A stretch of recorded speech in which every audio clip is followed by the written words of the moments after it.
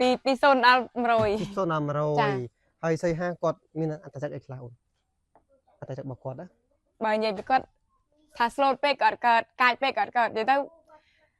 បើថាពេលឆ្លោះគ្នាគាត់ចិត្តធ្ងន់ចិត្តធ្ងន់អត់ដែលចេះរស់រឿងខ្ញុំមុនទេបើដឹងថាគាត់ខុសអីគាត់ចេះមកសុំទោសយើងអីចឹងទៅហើយឮថាចិត្តចូលរោងជ័យថ្ងៃណាឆ្នាំណាអូនអត់ដឹងទេបងអត់ដឹងអាចនឹងឆាប់នេះសួរបងស្រីចាជំរាបសួរបងតែនេះសត្វអីគេតោផ្នែកទៀតស្អាតណាស់អៀននិយាយលេងចាញ់ឡើយនេះសុំយកមកអំពីអំមកវិញូមែនហ្នឹង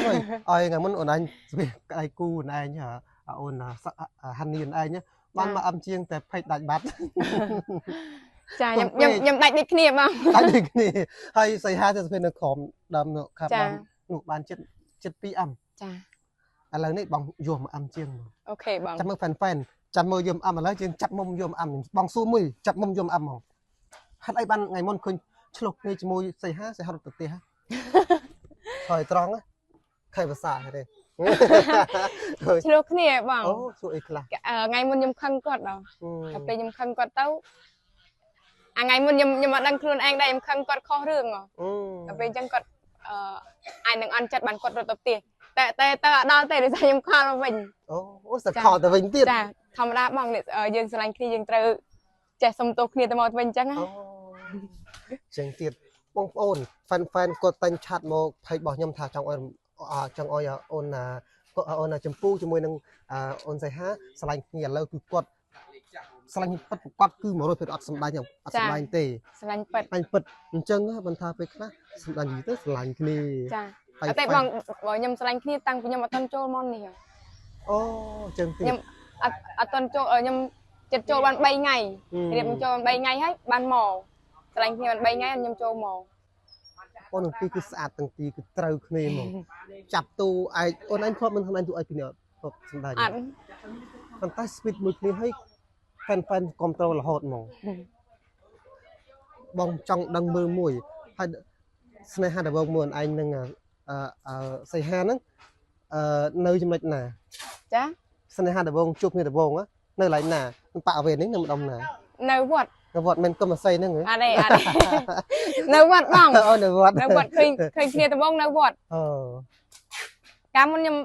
ខ្ញុំធម្មតាធម្មតាខ្ញុំអត់សូវចាប់អារម្មណ៍អីប្រហែលទេដល់ពេលចូលមកក្នុងនេះទៅមានអារម្មណ៍ថាស្រឡាញ់គាត់ចាប់ដើមស្រឡាញ់គាត់ពី0ដល់100ពី0ដល់100ហើយសីហាគាត់មានអត្តចរិតអីខ្លះអូនអត្តចរិតរបស់គាត់ណាបើនិយាយពីគាត់ថា slow ពេកគាត់កើតកាចពេកគាត់កើតនិយាយទៅបើថាពេលឆ្លោះគ្នាគាត់ចិត្តធ្ងន់អត់ដែលចេះរស់រឿងខ្ញុំមុនទេ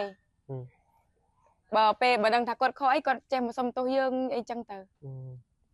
ហើយឮថាចិត្តចូលរោងជ័យថ្ងៃណាឆ្នាំណាអូនអត់ដឹងទេបងអត់ដឹងអាចនឹងឆាប់នេះបងប្អូនចម្ពូនឹងសៃហាគាត់ចិត្តនឹងចូលរោងការឆាប់នេះចុះពាកហើយអាវនឹងស្អាតមែនអូនអាវនឹងការ៉ូថតនៅស្រុកស្រែស្អាតហ្មងចាបងខ្ញុំទិញ15000អូទិញនៅណាស្អាតទិញនៅខេត្តអូនទីរួមខេត្ត1ទៅ5000រៀលទេតែស្អាតស៊ីនឹងដូចតារាថោនឋានថងប្រភេទបងអូនស្រីឋានថងបាត់ស្រុកស្រែអូខេអរគុណអូននេះជើងគាត់នេះសម្រាប់បងប្អូនមានតែពេចអ្វីខ្លះអរគុណដល់កាន់ហ្វេនអូនកន្លងមកខ្ញុំអត់មានអីទេមានតែពីអរគុណបងប្អូនអរគ្នាដែលបានគ្រប់គ្រងនាងខ្ញុំកន្លងមកហើយបើសិនជាអត់មានបងប្អូនអរគ្នាក៏ខ្ញុំអត់មានថ្ងៃនេះដែរដោយសារតែពេលខ្ញុំថតវីដេអូឬក៏ថតរឿងថតអីហ្នឹងបងប្អូនអរគ្នាចូលចិត្តខ្ញុំខ្លាំងមែនទែនហ្មងហើយគាត់ខមមិនថាឲ្យយើងធ្វើវីដេអូបែបនេះបែបនោះអីចឹងបងគាត់រីខមមិនឲ្យហ្មងអញ្ចឹងអត់មានអីទេមានតែអរគុណបងប្អូនអរគ្នាហើយក៏ជូនពរបងប្អូនអរគ្នាឲ្យរកស៊ីមានបានទៅណាមកណាជួបតែសេចក្តីសុខអូខេបាយបាយអញទៅយូរ